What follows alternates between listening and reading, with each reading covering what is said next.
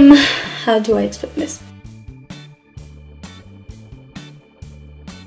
Hey guys, welcome back to my channel. Thank you guys for all your support last week. 89 subscribers in 1 week. 420 views in 1 week. So I just want to thank you guys for all your love and support. And yeah, for all of you that watched the video completely and liked it, thank you so much. I really appreciate all of you guys. Guys, so today's story time is going to be on how I came to America. Many of you guys voted yes on wanting to hear my story. 89% of you, I think. On my poll, that's what won on Instagram, so that's what we're gonna do today. Before we get started, okay, so I suggest you guys get seated, no distractions, because to me, this is an interesting story. So, I'm gonna be telling this story from my perspective, because this is how I remember the story. So, are you ready? Are you ready? Are you ready? If you're ready, give it a thumbs up. I came to the United States when I was 6 years old in 2005. I came with my mom and my sister Natalia. She was 1 year old at that time. We literally left Honduras the day of my birthday. The way I remember this was we had a birthday party, like a going away thing type of thing. And it was the day of my birthday. It was August 13, right? So we had a party, and yeah, my cousin, he was like my best friend, and the way I remember it is he didn't even really want to say bye to me because I was leaving him, and yeah, that was sad. I haven't seen him in 15 years, so yeah. I said bye to the rest of my family. This all started August 13, 2005. I turned 6. Mind you, my dad was already here. The rest of my family was already here. How do I explain this? So, if you guys don't know what a coyote is someone that helps you come into the United States. So, we had a coyote with us. It's not an animal, okay? We started our journey to the United States. We had a Jeep back then. So, in order for us to come, we had to sell our Jeep to the coyote. So, we came in the coyote, and the coyote brought us to a certain place in Mexico. And in Mexico, we stopped in this village. And when we got there, like, up to that place is where the coyote would bring us, and we were with a bunch of other families. So when we got there, we had to like hide through, it was like still daylight, okay? We had to hide behind some bushes to get to our next destination. So it wasn't just us, it was like other families too migrating to the United States. After we hid in the bushes, our next stop was going through like this boat in like Mexico. It was like a canoe technically. So I remember asking my mom, like I had this favorite bathing suit that I would always wear when I was little, and I told my mom when we were in the canoe, I was like, Mommy, did you bring me my bathing suit so I could go inside the water? And then I guess like everyone laughed because I didn't really know what was going on, and obviously I couldn't go inside the water. Everyone just laughed, and we went on the canoe and we got to our next destination. And when we were in our next destination, it's like, you know, like one of those like houses you hide in, I guess you could say, like where the people are like protect you. So I remember staying in one of those like houses with my mom and my sister, and we had to stay there. I don't remember how many nights we stood there, but then from there our next stop was walking to this like road for us to get inside a bus. So after that we ran. Like, I remember, like, we hid against in some bushes, and then we ran, like, and stood there on the side of the road, like, obviously where no one could see us, until we saw the bus.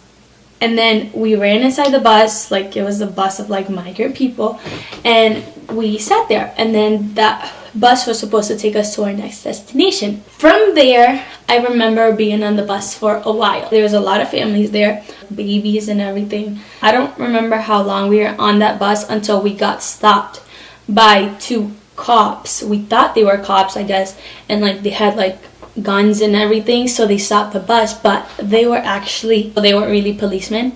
So we all got scared. Oh, like, wow, we got caught, like, you know, like leaving and stuff like that. But they were actually delinquents disguised as policemen that were stealing everyone's money. Luckily, my mom had her money hidden, like, I don't know if it was inside her sock or like, because she has curly hair. For those of you that don't know, my mom has curly hair, and I'm really not sure. I don't want to get false information out, but she either had the money hidden inside her bun or her sock, like inside her like shoes. And obviously that's not a place like where people would think to look at. So luckily we still had some money left over. But they stole like everyone's belongings, meaning like my sister had no diapers, mind you, like traveling with a 1-year-old. But she didn't have any diapers or anything, so we were on the road for a while without my sister having diapers. All because those people wanted to steal everyone's stuff. Anyways, from there, I don't remember a lot after that. I just know we got to Texas somehow, and we were on a road in Texas, and in that road, like that's where like the bus left us, I guess. And in that road, we walked, like a bunch of families like walked, and then some families were able to cross the road and like without getting caught, but we didn't. We got stopped by like I think like the state police or something like that, and they took us to this family detention center. So it was me, my mom, my sister, and I think one other family that got caught. So they took us to this family detention center, and I don't remember how long we were there. So we were there for a couple days, and from what I remember from the detention center, it was like this room where they just put the families in.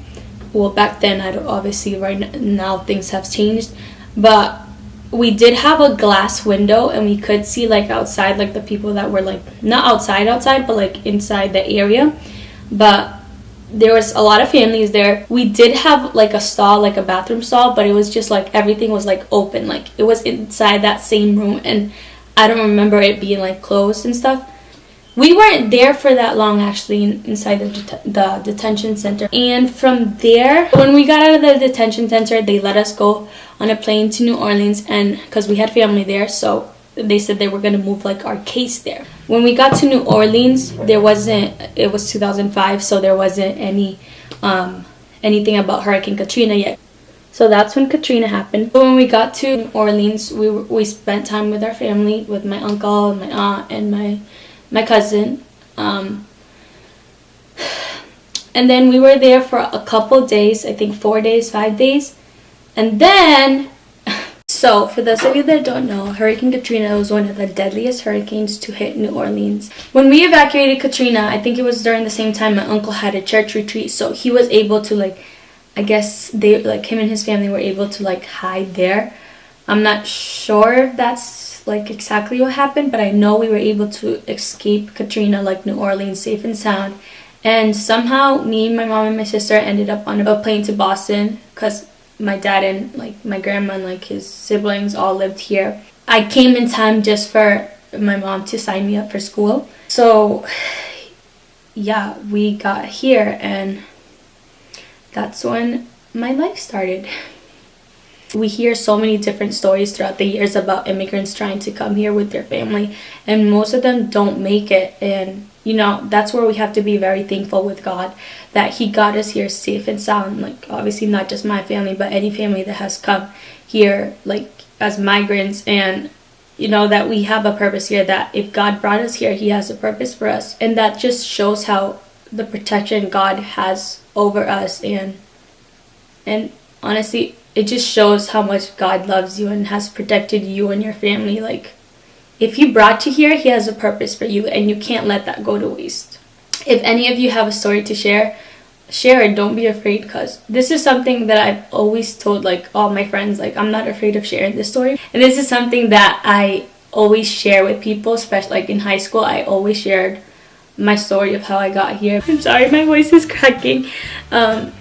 It's something that I'm not afraid of sharing, because I know your experiences might help other people out. Or like even then in high school, like hearing everyone else's experience, like any new people I met, like I heard their experiences and how they came here, and everyone, like the way we got here where we are now, just shows how much we've grown and how much God has had our back through everything, you know.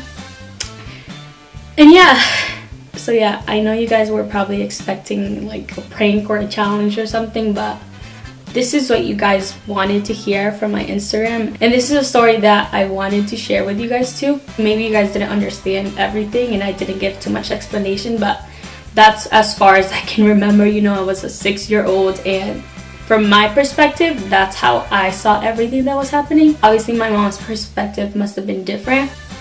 If you want to see more videos, either story times, challenges, pranks, or anything like that, definitely give me more ideas than what you guys did last week and comment down below. If you guys like this story, make sure you give it a thumbs up, comment, share, and subscribe to my channel, Katrina, down below. Turn on my post notifications for future videos. And yeah, thanks for watching.